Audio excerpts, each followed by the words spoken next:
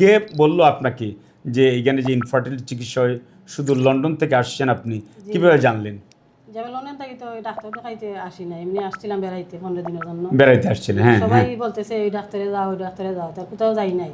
পরে আমার আত্মীয় একজন শুনছি যে উনি না করছে যে বাচ্চা হবে না কোনোদিনে। লন্ডন না করছিল বাচ্চা হবে না। এখানে আইসা আপনার এখানে আসার পরে একটা ছেলে হয়েছে, ছেলে বাচ্চা হয়েছে আইভিএফ পদ্ধতি। তারপরে আমি অ্যাড্রেসটা খুঁজে বা করিয়া আপনার এখানে ও পরে আমাদের ফেসবুক দেখছেন আর দেখে আসছেন। আচ্ছা আচ্ছা, ধন্যবাদ। আমরা আশা করি যে আমরা ভালো ডিম পাবো এবং সুন্দর একটা সুস্থ বাচ্চা পাবেন। হয়তো বা আপনার বাচ্চাটা লন্ডনে ডেলিভারি হবে। আমরা এইখানে এমব্রয়ডারি ট্রান্সফারের পরে আপনি যে কোনো সময় চলে যেতে পারবেন লন্ডনে, কোনো সমস্যা নেই।